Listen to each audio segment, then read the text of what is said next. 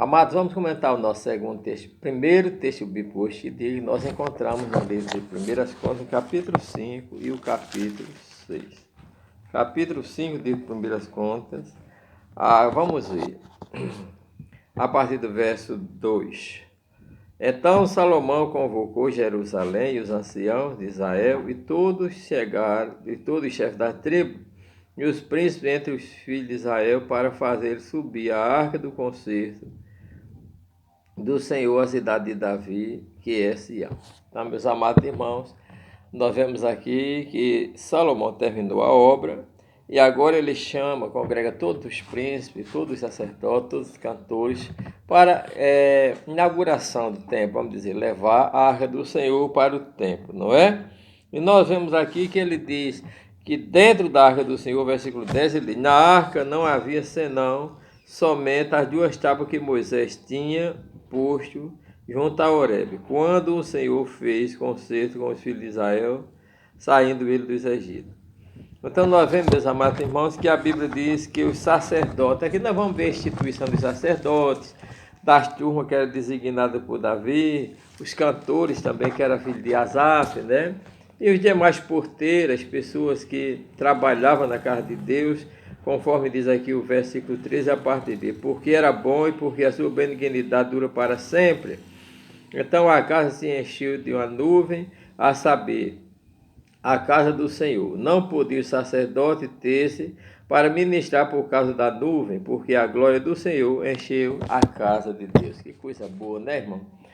Quando a nuvem, a presença do Senhor, enche a sua casa. Irmão, nós não podemos ficar conformados com esses cultos vazios da presença de Deus. Temos que lutar para, primeiramente, a nossa casa, que é a casa espiritual onde Deus mora, o nosso corpo ser templo morado do Espírito Santo, vivemos uma vida santa, para que quando nós nos reunirmos na casa de Deus, a glória de Deus se manifeste no meio dos crentes, e que nós possamos sentir a presença do Senhor. No versículo 6, no capítulo 6,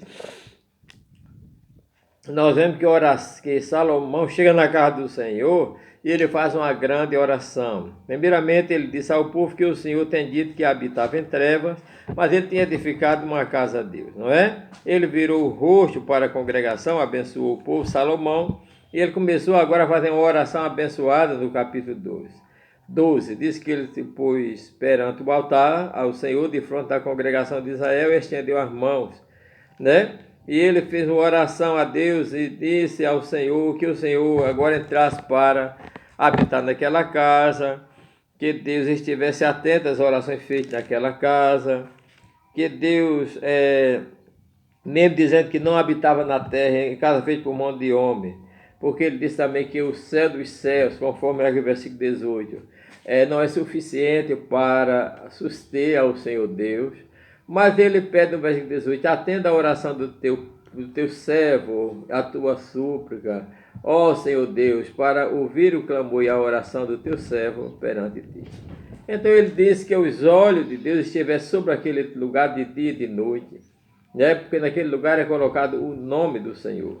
E ele pediu que quando o servo ele clamasse, Deus ouvisse a oração. E que Deus também ouvisse lá dos altos céus e perdoasse o seu pecado e o pecado do seu povo. É assim que cada um de nós deve morar.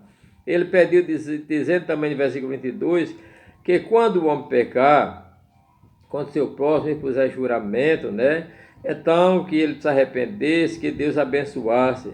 Quando também o povo de Israel fosse ferido diante dos seus inimigos, que clamasse a Deus, ao Senhor perdoasse, né? Então, quando os céus se cerrassem, faltasse chuva, faltasse alimentação para o povo, que o povo clamasse, Deus também ouvisse, né? E ensinasse o bom caminho. Ele disse que se houvesse fome na terra, havendo peste, queimadura de trigo, ferrugem, gafanhoto, né? Que Deus também ouvisse quando o povo clamasse, né? Ele disse que Deus ouvisse a oração do seu povo e Deus também ouvisse a oração de qualquer homem, né? Além de Salomão, qualquer homem de Deus que entrasse naquela casa para fazer um voto para louvar a Deus. No versículo 30 ele diz que só Deus conhece o coração dos filhos dos homens, né? E ele disse também no versículo 32, pedir para que Deus ouvisse a oração dos estrangeiros, não somente do povo de Israel, mas que Deus ouvisse a oração dele de Salomão, a oração do povo e as orações dos estrangeiros, quando os estrangeiros vinham suplicar a Deus e oferecer sacrifício a Deus. E ele disse também, quando o povo de Deus saísse à guerra, né, contra os inimigos e pelo caminho que o Senhor enviasse, que o Senhor ouvisse dos céus e desse vitória ao povo na oração, quando o povo pecar contra ti. O versículo 36, Salomão também disse que não há homem que não peque. Na verdade, a Bíblia também diz, aquele que disser que não peque é mentiroso. E o versículo 39, ele diz, desde os céus, do assento da tua habitação, ouve a oração e suas súplicas, executa o seu direito e perdoa o teu povo que houver pecado contra ti. Ele encerra o versículo 41, levanta-te, pois agora, Deus, e entra no teu repouso, e tu e a arca da tua fortaleza. E os teus sacerdotes, ó Senhor, sejam vestidos de salvação, e os teus santos se alegrem do bem. Olha, irmão, que coisa! A exigência para os sacerdotes, para os líderes. Os teus sacerdotes sejam vestidos de salvação, e os teus santos se alegrem do bem.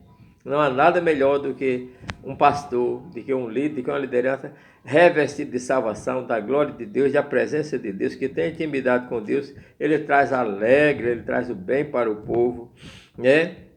Para si mesmo, para intimidade para com Deus e também comunhão, e o povo é abençoado, não é? Então nós vemos agora, meus amados irmãos, a Bíblia diz, Senhor, não faça virar o rosto do teu ungido.